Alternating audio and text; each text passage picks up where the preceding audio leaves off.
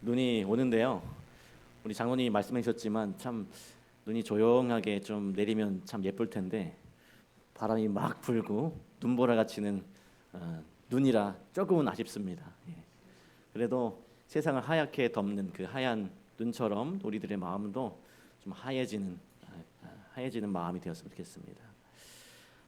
이번 한 주 동안 계속 그 비가 왔던 것 같습니다. 월요일부터 계속 비가 오다가 오늘 눈이 오는데 자칫 이 날씨 때문에 저희들의 마음이 조금 가라앉을 수도 있지만 오늘 이 안식일에 하나님께서 주시는 큰 기쁨으로 말미암아 우리 마음이 기쁘고 밝아졌으면 좋겠습니다. 방금 우리 들은 찬양대가 아주 잘하는 것 같습니다. 근데 뭐 저희들을 주눅들 거 없고요. 가사처럼 담대하게 하시면 됩니다. 담대하게 하면 은혜로운 찬양이 될 것 같습니다. 물론 저희들도 연습하면 저만큼 할 수 있죠. 시간이 좀 부족해서 담대하게 하시면 되겠습니다. 오늘은 견물생심이라고 하는 제목을 함께 말씀을 나누겠습니다. 여러분, 견물생심, 볼견, 물건물, 날생, 마음심, 이게 무슨 뜻인가요? 물건을 보면 갖고 싶은 마음이 생긴다라고 하는 그런 한자 성어입니다. 그렇습니다. 우리는 이 눈으로 보게 되면 그것을 갖고 싶어하게 되고 결국 그것을 취하게 된다는 것입니다. 이것은 이 탐욕을 말하는 것인데요. 이 탐욕은 우리를 이 멸망으로 인도하는 사단의 가장 확실한 도구라는 것을 여러분 기억하셔야 합니다. 화이트 부인이 이 탐욕의 술책으로 우리를 유혹하려는 이 마귀의 계략을 이렇게 묘사했어요. 청지기에게 보내는 기별에 보니까요. 가서 땅과 돈을 소유한 자들을 이생의 염려에 취하게 하라. 가장 매혹적인 광채로서 세상을 그들 앞에 제시하여 그들의 애정을 지상의 사물들에 고정시키라. 그들로 하여금 우리가 증오하는 그리스도의 왕국의 건설과 진리를 전파하는 일보다 돈에 더 많은 관심을 갖게 하라. 그러면 우리는 그들의 가마를 두려워할 필요가 없게 된다. 왜냐하면 우리는 이기적이요 탐욕적인 모든 사람이 마침내 우리의 권세에 굴복하게 될 것이요 결국 하나님의 백성 중에서 분리될 것을 알기 때문이다. 너무나 두려운 말씀인 것 같습니다. 사단은 모든 이 사람들을 영원한 멸망으로 빠뜨리기 위해서 이 탐심 혹은 이 탐욕이라는 도구를 사용한대요. 더 많이 소유하고 싶고 더 많이 가지고 싶은 그 인간의 그 욕구를 자극하는 것이 이 사단의 가장 확실한 승리의 전략인 것입니다. 오늘 우리가 나눌 말씀은 사단이 어떻게 우리의 탐심을 이용해서 우리를 멸망으로 안내하고 있는지, 또한 우리가 어떻게 이러한 사단의 계략으로부터 벗어날 수 있는지 좀 살펴보도록 하겠습니다.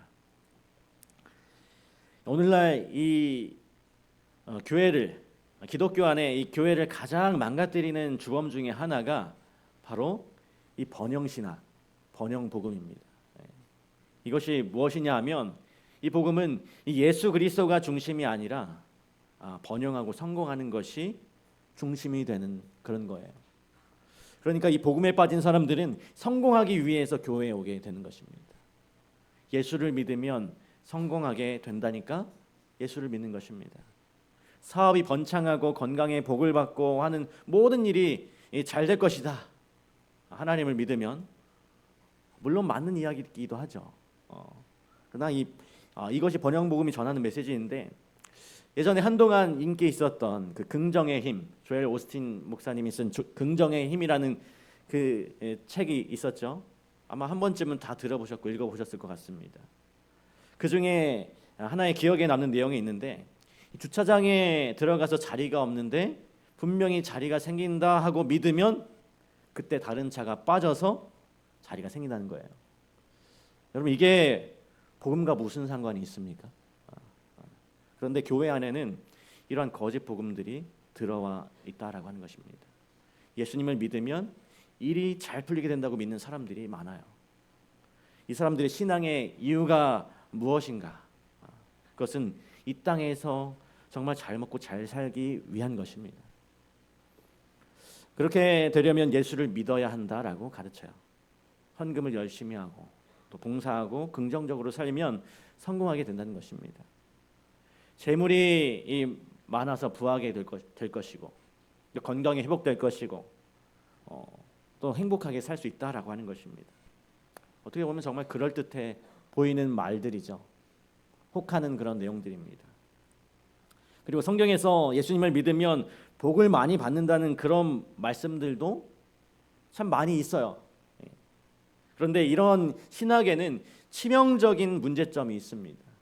그것은 바로 이 물질, 그러니까 이 번영하고 성공하는 것이 나의 믿음의 목적이 되는 것입니다. 나의 신앙의 목적이 되는 것입니다.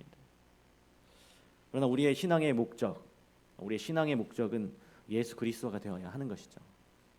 나를 위해서 모든 것을 버리시고 나를 위해서 가장 낮아지시고 하늘의 모든 보화를 포기하신 그분이 우리의 신앙의 핵심이 되어야 하는 것입니다. 그래서 그분과 같이, 예수님과 같이 나의 삶도, 오늘 우리의 삶도 그분을 위해서 모든 것을 버릴 수 있는 그런 삶이 되어야 하는 것입니다. 그분과 같이 예수님께서 이 땅에 오셔서 어떤 대우를 받으셨습니까? 멸시와 천대를 받으셨죠. 그분과 같이 우리도 멸시와 천대를 받아도 나의 모든 재물과 심지어는 내 생명까지 앗아간다 해도 예수님 때문에 평안과 행복을 유지할 수 있어야 하는 것입니다. 이것이 바로 참 신앙이라고 할 수 있는 것이죠. 이러한 참 신앙을 하는 사람에게 하나님께서는 부수적으로 부와 재물을 주실 수 있다라고 하는 것입니다. 왜냐하면 이런 사람은 다른 사람을 위해 사용하고 하나님께 영광이 될 것을 아시기 때문에 그렇습니다. 그러나 이 번영 신앙에서는 이 본질이 흐려져 있어요. 핵심이 빠져 있습니다. 그리스도가 없어요. 물질이 주가 되는 것입니다. 신앙의 목적이 잘못되면 참 신앙은 있을 수 없습니다. 예수가 없는 것은 그것이 아무리 헌신을 요구한다고 해도 아무리 그것이 좋아 보인다고 할지라도 그것은 신앙이 될 수가 없는 거예요. 왜냐하면 예수 그리스도가 없기 때문에, 내가 믿는 그 주체가 없기 때문에. 우리 함께 고린도서 8장 1절과 2절을 보시겠습니다. 우리 다 함께 읽도록 하겠습니다. 시작. 형제들아, 하나님께서 마게도냐 교회들에게 주신 은혜를 우리가 너희에게 알리노니 환난의 많은 시련 가운데서 그들의 넘치는 기쁨과 극심한 가난이 그들의 풍성한 연보를 넘치도록 하게 하였느니라. 바울은 마게도냐 사람들을 칭찬했어요.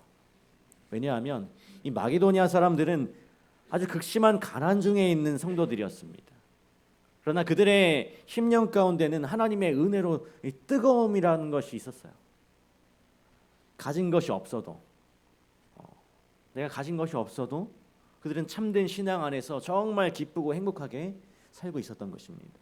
그리고 그 기쁨 가운데서 그들은 가난한 사람들을 위하여, 나보다 더 가난한 사람들을 위하여 헌금을 보냈던 것이었어요.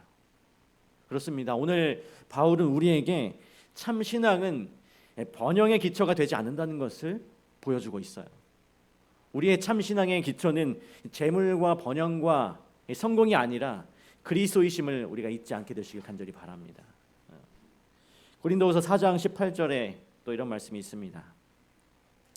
우리의 돌아보는 것은 보이는 것이 아니요 보이지 않는 것이니 보이는 것은 잠깐이요 보이지 않는 것은 영원함이니라. 사도 바울이 정말로 훌륭한 말을 남겼습니다. 그것은 우리가 바라봐야 하는 것이 있는데, 우리가 꼭 바라봐야 하는 것이 있는데 그것은 눈에 보이지 않는다라고 하는 것입니다. 이 눈에 보이지 않는 것, 예수님, 영생, 사랑, 여러분 이런 것들이 눈에 보이는 것보다 훨씬 더 중요하다라고 하는 것입니다. 그런데 우리는 이 눈에 보이지 않는 것보다는 눈에 보이는 것을 더 소중하게 여기는 경향이 있습니다. 돈과 재물과 집과 차 등등 이런 것과 같이 우리 눈에 볼 수 있고 당장 누릴 수 있는 것을 훨씬 더 가치 있게 우리는 여기죠. 그러나 오늘 우리에게 이 믿음의 눈이 필요합니다. 보이지 않는 것을 볼 수 있는 그 믿음의 눈이 필요해요. 이 믿음의 눈을 가지게 되면요. 그래서 우리가 보이지 않는 것을 볼 수만 있다면 결코 이 땅의 것들에 얽매여서 살지 않을 수 있게 되는 것입니다. 예전에 어떤 한 영상을 본 적이 있는데요. 미래에 더 성공할 수 있는 자질을 갖춘 아이들에 대한 것이었어요. 이 한 방에 아이 한 명을 이렇게 들여보내고 책상 위에 사탕을 한 개 놓아둡니다. 그리고 그 옆에 종을 놓아두었어요. 이 아이가 사탕을 먹지 않고 15분을 기다리면 사탕을 2개를 주겠다고 약속했습니다. 그러나 정 기다리지 못하고 그것을 사탕을 먹고 싶으면 그 종을 치고 그 사탕을 먹으면 된다고 했어요. 그러면 당장 눈앞에 있는 사탕 1개만 먹을 수 있는 것입니다. 그리고 이 아이들이 기다리는 장면을 이렇게 녹화를 했어요. 카메라로 찍었습니다. 이 아주 어린 아이들이었기 때문에 정말 고통스러워했어요. 그 사탕을 앞에 두고 먹고 싶어서. 어떤 아이들은 계속 사탕을 만지작 합니다. 그리고 입가에 가져가서 입에 살짝 데워보기도 하고 냄새를 맡아보기도 하고 입에 그냥 넣고 싶어서 어쩔 줄을 몰라 해요. 그 고통을 보는 참 재미있죠. 근데 어떤 아이들은 그 15분을 잘 견디는 아이들이 있었어요. 그 바로 앞에 있는 사탕에 최대한 관심을 두지 않으려고 노력하는 아이들의 모습이 있었습니다.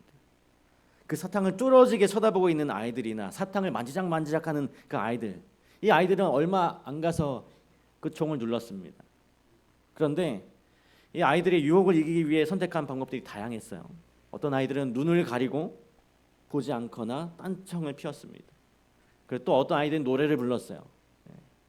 또 어떤 아이들은 그냥 장난을 치면서 그 15분을 보냈습니다. 물론 그 사탕을 먹었느냐 안 먹었느냐에 따라서 그 아이의 성공을 단정지을 수는 없습니다.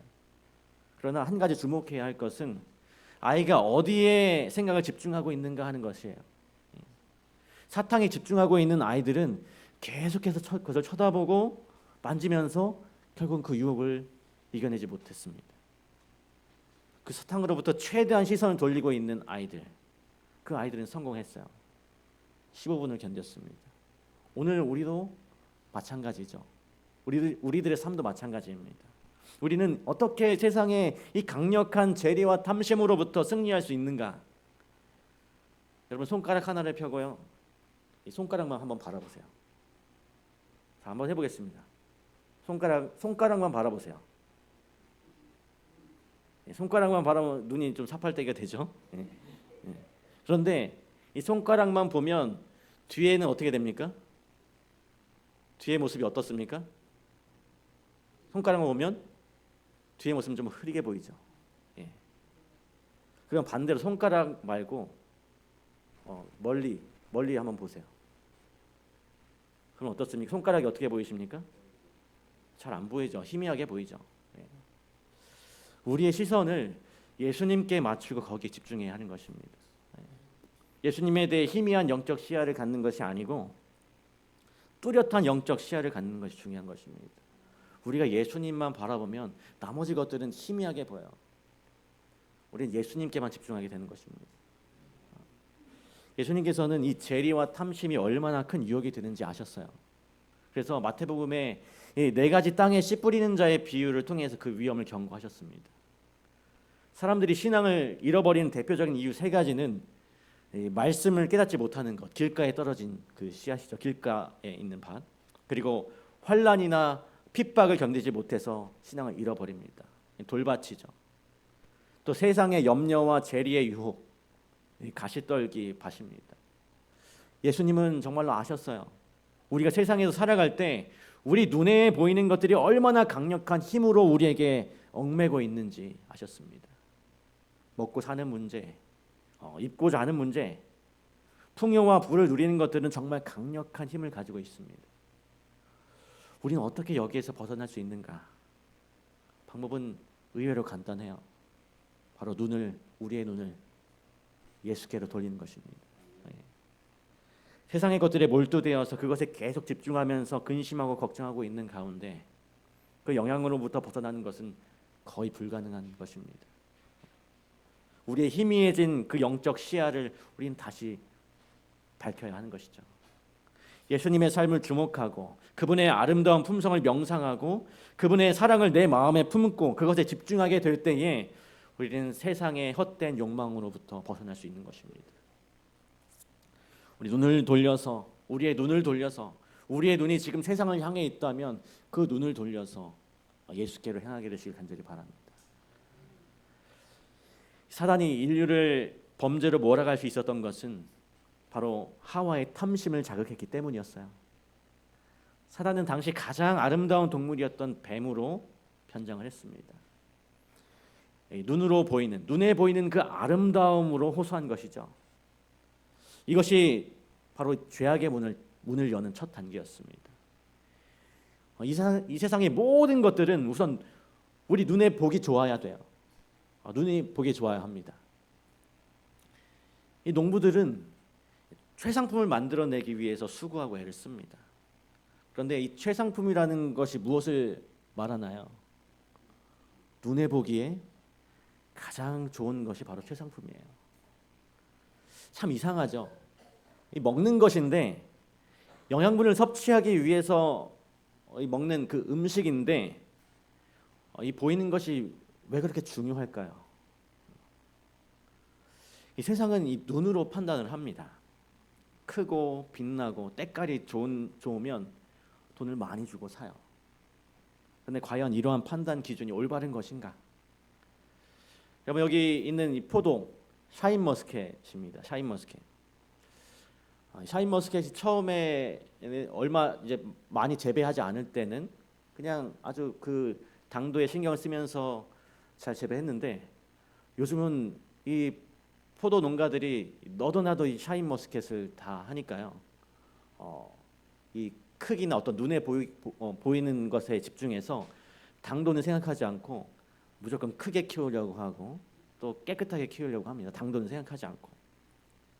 그래서 제가 한 번은 이 샤인머스켓 한번 먹어봤는데 그 알이 되게 보기에 좋고 컸는데 먹어보니까 맛이 없더라고요. 오히려 이 포도송이가 좀 작은 게 더 맛이 있더라고요. 이 높은 가격을 받기 위해서 송이를 키워서 무게를 늘리고 이 당도가 오르지 않은 포도를 출하해서 이 소비자들의 불신을 초래합니다. 근데 이 송이가 너무 크면 당도가 떨어지고 이 나무가 죽을 수도 있대요. 그러나 이 크고 좋은 것이 최상품으로 여겨지니까 더 많은 돈을 받기 위해서 그를 키운다고 하는 것입니다. 이 눈에 보이게 좋으면 그것이 그냥 그만인 거예요. 이것이 인간의 본성 가운데 있는 것입니다. 창세기 3장 6절 여자가 그 나무를 본즉 먹음직도 하고 보암직도 하고 지혜롭게 할 만큼 탐스럽기도 한 나무인지라 여자가 그 열매를 따먹고 자기와 함께 있는 남편에게도 주매 그도 먹은지라.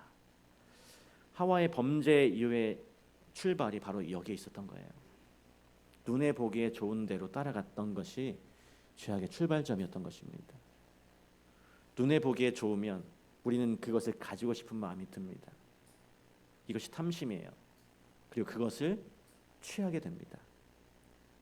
그 출발점이 바로 이 눈으로 보는 것이라고 하는 것이죠. 그러므로 우리는 이 눈에 보기에 좋은 것을 쫓는 데서 돌아서야 합니다. 많은 경우에 이 눈에 보기에 좋은 것들의 결국은 죄악이 되기 쉽습니다. 그러면 우리는 어떻게 해야 하는가? 눈에 보이는 것을 쫓을 것이 아니고 그것이 가지고 있는 가치를 보고 쫓아가야 하는 것입니다. 크고 때깔이 좋고 비싼 것을 쫓을 것이 아니고 비록 좀 벌레가 먹고 볼품이 없는 것처럼 보여도 양식이 될 만한 것을 추구해야 하는 것입니다. 그런데 여러분, 이것은 우리 인간의 본성을 거스르는 일이에요. 더 좋은 것, 더 편한 것, 더 인정받는 것, 더 대접받는 것을 추구하는 우리가 그 반대가 되는 것을 선택하는 것은 정말 쉬운 일이 아닙니다. 그러나 우리는 매일 매순간 살아가면서 정말로 이것을 연습하며 살아야 합니다. 매순간 그런 선택을 할 수 없을지라도 한 번씩 내가 눈에 보이는 것을 쫓아가지 않는 것을 연습해야 되는 것이죠. 지금 당장은 불편하고 인정받지 못하고 또 볼품이 없어 보이지만 이 영생으로 인도하는 더 가치 있고 좋은 것을 선택하는 연습이 우리에게 분명 필요한 것이죠. 그런데 이러한 선택을 가능하게 해주는 것이 바로 예수 그리스도시라는 것입니다. 우리가 예수님의 그 가치, 그분이 보여주신 정말 가치 있는 정신이 무엇인지를 올바로 이해하고 깨달을 때만 우리는 그런 반복적인 선택의 결정을 할 수 있게 되는 것입니다. 나는 과연 예수님의 생애와 그분의 품성에 가장 매료되고 있는가? 그것이 나에게 영원한 가치이고 내가 볼 수 있는 것 중에 최고로 아름다운 것인가? 우리가 그렇게 될 때 세상의 모든 영광들과 사단이 주는 그 아름다움들은 가치가 없는 것으로 보이게 될 것입니다. 우리의 눈에 이 세상의 그 무엇보다도 그리스도가, 예수 그리스도가 훨씬 더 아름다울 때까지 그분을 바라보는 일을 멈추지 않는 우리 모두가 되길 간절히 바랍니다. 예수님의 제자는 12명이었죠. 이 12명의 제자 중에 다른 길을 택한 한 사람이 있었습니다. 그가 누구였습니까? 바로 가룟 유다였습니다. 왜 예수님의 제자 중에 이 가룟 유다는 다른 제자들과의 차이점이 있었을까요? 왜 그는 다른 길을 가게 되었을까요? 유다는 분명 다른 제자들과 함께 있으면서 가장 위대하신 교사에게 배울 기회가 있었습니다. 그런데 왜 유다는 다른 제자들처럼 영생을 얻지 못했을까요? 왜 그는 그 스승을 팔고 스스로 목숨을 버리는 그 비참한 최후를 맞이하게 되었을까요? 여러분, 사실 이 제자들 중에 가장 훌륭한 제자는 이 가룟 유다였습니다. 다른 제자들은 예수님의 부르심을 받아서 제자가 되었지만 이 유다는 제자들의 추천을 받아서 제자가 되었어요. 이 제자들은 유다의 명석함과 훌륭함을 알았기 때문에 그가 예수님의 제자가 된다면 어떤 일을 해도 훨씬 더 좋은 결과를 얻을 것이라고 생각했습니다. 여기서 우리는 이 제자들의 실수를 보게 돼요. 이 제자들이 그들의 눈에 보기에 가장 좋은 것을 선택한 것입니다. 그들의 판단 기준은 바로 자신들의 눈에 보기에 좋은 것을 선택한 것이었어요. 그러나 그렇다고 해도 이 유다는 다른 제자들처럼 예수님을 따르는 진정한 제자가 될 여지가 있었습니다. 그런데 왜 그는 그렇게 될 수가 없었을까요? 왜냐하면 그는 세상이 보는 그런 위대함의 개념, 눈으로 보기에 좋은 것을 따르고자 하는 그 욕망을 버리지 않고 예수님을 따랐기 때문에 그랬습니다. 항상 낮아지시는 그 예수님의 모습, 그분의 겸손, 그분의 희생에서, 그분의 사랑에서 이 유다는 아무것도 매력을 느낄 수가 없었던 것입니다. 세상적인 어떤 눈에 보이는 것에 집중되어 있었기 때문에 진정한 가치를 깨닫지 못했던 것이죠. 그래서 예수님의 모습을 통해서 진정한 가치를 발견하지 못하고 예수님의 참 모습을 발견하지 못했던 것이었어요. 그러나 예수님의 똑같은 제자였던 베드로는 예수님의 성품에 점점 더 매료되어 갔습니다. 베드로는 수건을 두르시고 제자들의 발을 씻기는 그 모습을 보고 그분에 대한 그 사랑과 애정으로 불타올랐습니다. 그런데 동일한 사건을 바라보는 유다에게는 예수님을 버리는 결정적인 이유가 되어버린 것이에요. 왜였습니까? 바로 유다는 눈에 보기에 위대하고 훌륭한 것을 따르고자 했기 때문이었어요. 그에게 있어서 위대함은 눈으로 볼 때 위대한 대접을 받을 수 있어야만 했습니다. 그런데 예수님의 모습 항상 보세요. 어디 가서 반대를 당하시고 멸시와 천대를 받으시고 그런 모습을 보니까 더 이상 이 예수님에게는 희망이 없다라고 느껴진 것입니다. 유다에게. 이것이 결정적으로 유다가 예수님을 버리기로 결심한 이유였습니다. 바로 자기 눈에 보기에 좋은 것, 위대함, 탐욕을 추구한 자의 결말이었어요. 하나님께서 우리에게 끊임없이 경고하십니다. 제발 눈에 보이는 좋은 것을 따라가지 말라고 경고하세요. 그 탐욕의 결과는 결국 멸망이기 때문에 그렇습니다. 오히려 자기를 비우고 타인의 행복을 위해 일하고 자기의 것을 나눠주고 줄인 자를 돌아보고 불행한 자를 위해 일하는 그 진정한 가치와 정신을 우리에게 가지라고 하는 것입니다. 그러나 역사적으로 유대인들은 이러한 정신에서 항상 멀리 있었어요. 유대인들이요. 항상 멀리 이러한 정신에서 떨어져 살았습니다. 우리 이사야 56장 1절입니다. 이 개들은 탐욕이 심하여 족한 줄을 알지 못하는 자들이요 그들은 몰지각한 목자들이라 다 제 길로 돌아가며 사람마다 자기 이익만 추구하며. 여러분 여기 개가 등장해요. 탐욕이 강한 개들이 있습니다. 옛날에 양을 칠 때 목자들이 개들을 데리고 다녔어요. 이 개들이 양을 치는데 도움이 되었기 때문에 그랬겠죠.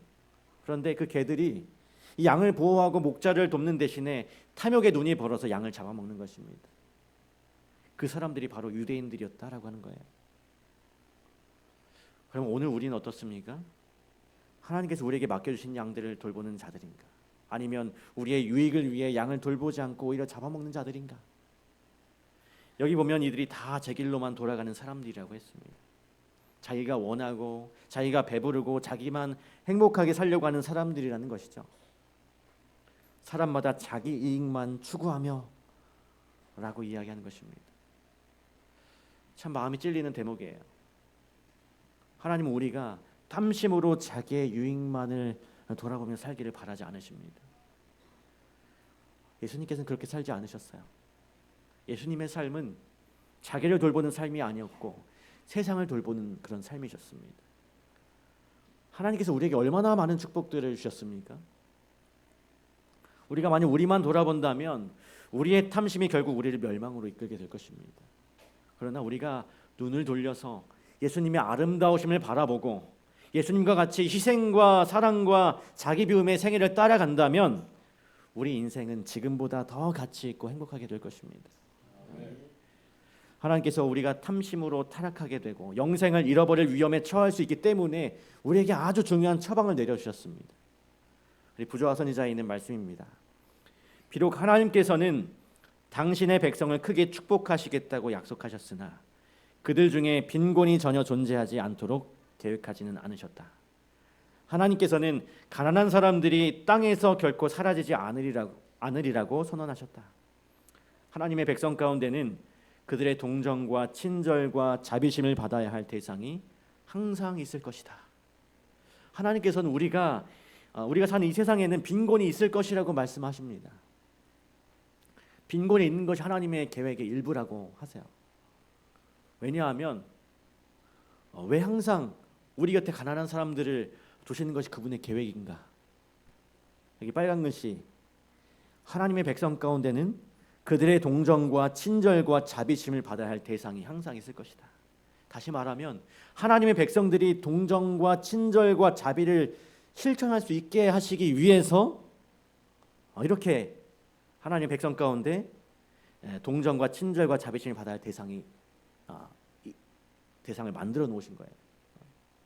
정말 감사한 일 아닙니까? 만약 주변에 내가 동정과 친절과 자비를 실천할 대상이 없다면 오늘 우리들의 삶은요 정말 탐욕과 이기심으로 가득 찬 영원한 생명을 잃어버리는 그런 삶이 되고 말 것입니다. 이것을 방지하기 위해서 하나님께서는 내 주변에 내가 돌아봐야 할 이웃들을 주셨다는 것입니다. 내가 그들을 돌아보고 동정과 친절과 자비심을 베풀 때 내 속에 자리 잡고 있는 탐심들이 하나씩 그 힘을 잃게 되는 것입니다. 많은 사람들이 왜 우리가 하나님께 헌금을 해야 하느냐라고 묻습니다. 하나님은 돈이 필요하신 분도 아닌데 왜 우리가 헌금을 내야 하느냐 하고 묻습니다. 만약 우리가 하나님께 헌금을 드리지 않는다면요 우리의 생애는 금방 이기심과 탐욕에 완전히 사로잡힌 그런 삶이 될 것입니다. 하나님은 우리의 이러한 형편을 아시기 때문에 우리에게 주고 비우는 그런 연습을 시켜주시는 거예요.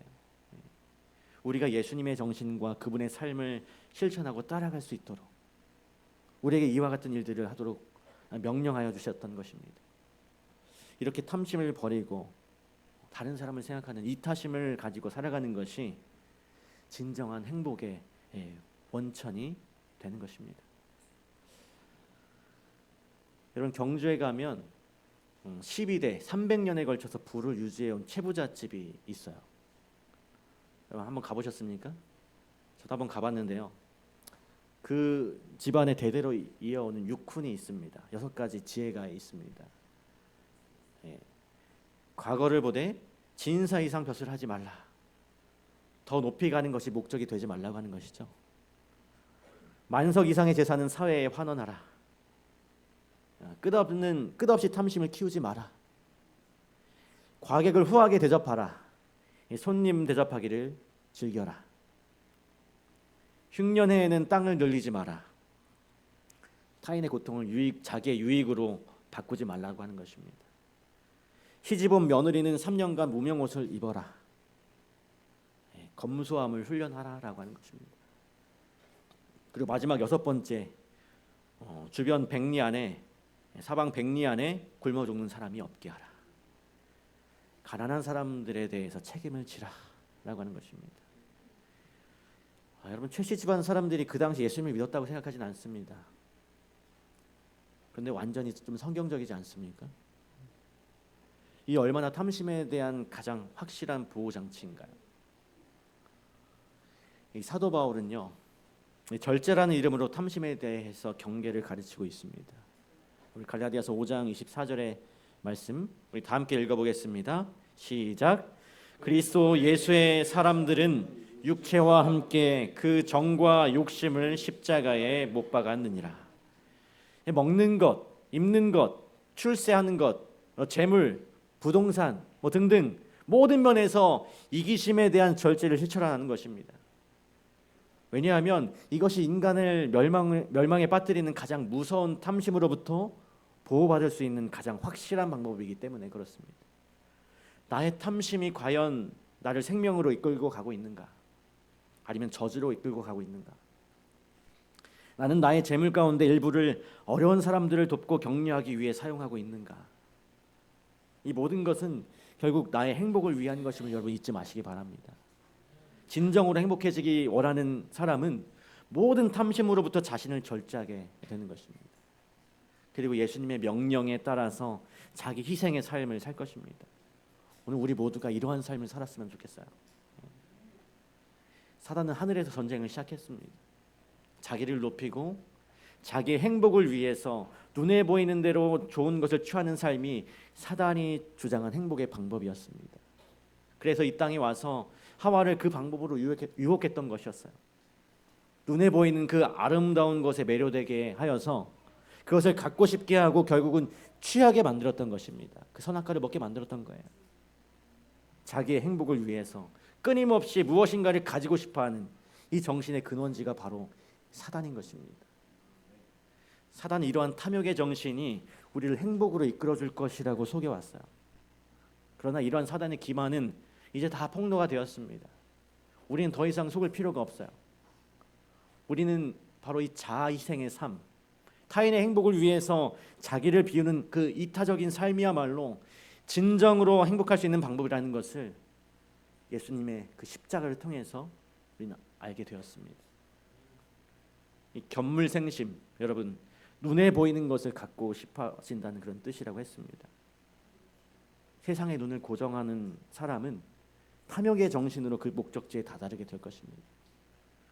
우리가 예수님의 십자가의 눈을 고정한다면 예수님께서 가신 그 길을 따라 영원한 행복으로 우리는 들어가게 될 것입니다.